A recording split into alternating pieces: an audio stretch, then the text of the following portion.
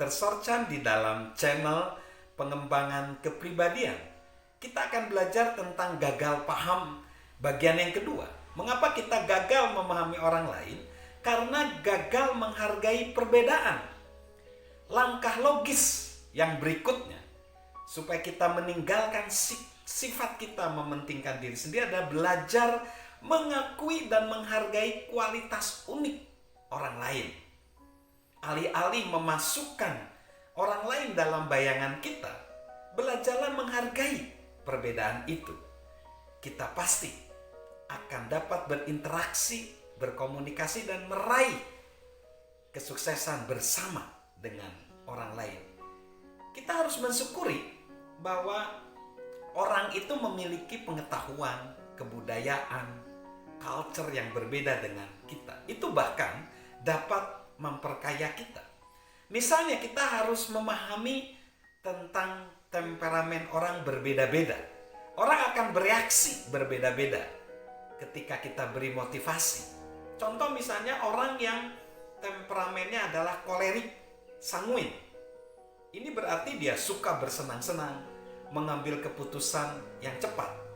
Tapi di sisi lain ada orang melankolik, flekmatis. Ia adalah seorang pemikir besar dan senang mengolah informasi. Sehingga ketika tiba saatnya mengambil keputusan, ia mengumpulkan data sebanyak-banyaknya agar bisa memutuskan pikiran yang bijak. Jadi, masing-masing orang dengan temperamen yang berbeda, latar belakang yang berbeda itu akan memperkaya kita. Lalu yang selanjutnya, kalau kita misalnya bisa menghargai perbedaan orang itu, maka kepemimpinan kita, kalau kita menjadi pemimpin itu akan memberikan motivasi. Dan cara orang mengungkapkan motivasi pun berbeda-beda. Coba perhatikan ungkapan dari Joseph Black, Presiden Candy Corporation, mengakui kebenaran ini, ya, bahwa kepribadian seseorang berpengaruh terhadap bagaimana reaksi motivasi seseorang. Harus menyadari bahwa setiap orang termotivasi dengan cara yang berbeda. Seorang pelatih basket yang baik misalnya tahu kapan harus membesarkan hati pemainnya dan kapan harus memaksanya untuk maju. Bedanya, semua pemain membutuhkan dorongan dan hanya sedikit yang harus dipaksa. Lalu gagal menemukan kesamaan. Ini gagal paham karena gagal menemukan kesamaan. Ketika kita lebih banyak belajar tentang orang lain dan semakin mengenal mereka, kita pasti sadar bahwa kita semua memiliki banyak kesamaan. Kita semua memiliki harapan dan rasa takut, sukacita dan kesedihan, keberhasilan dan kegagalan. Mungkin masa paling sulit untuk mengenal kesamaan kita dengan orang lain adalah masa remaja.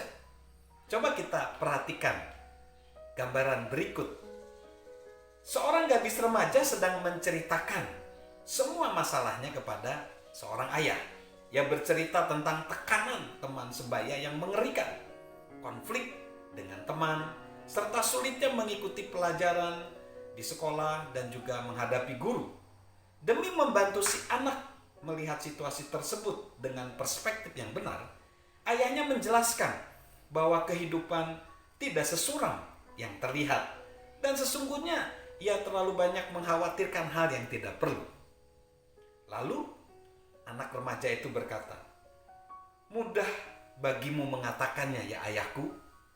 Lalu ayahnya berkata, "Karena ayah sudah melaluinya." Semua orang memiliki reaksi emosional terhadap apa yang terjadi di sekitar mereka. Untuk memperdalam pemahaman kita, pikirkan bagaimana reaksi emosi kita jika kita berada di posisi yang sama dengan lawan bicara kita. Misalnya, coba perhatikan teladan dari seseorang pelayan toko yang menjual coklat eksotis yang dijual secara kiloan. Di toko itu ada seorang pelayan yang pelanggannya selalu berbaris banyak.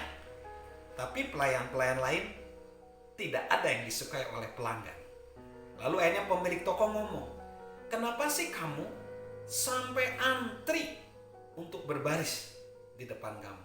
Karena begini, kata dia ke penjual toko.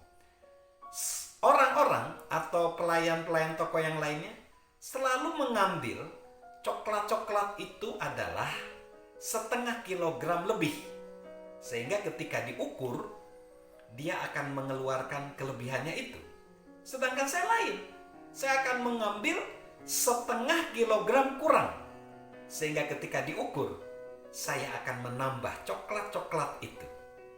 Dan orang berpikir bahwa dia membeli dengan harga yang layak. Begitulah kita. Dengan kita memahami sudut pandang dari sesama, maka kita akan mengalami hasil-hasil yang baik di dalam kehidupan kita. Salam sukses luar biasa dari saya, Mr. Sorchan.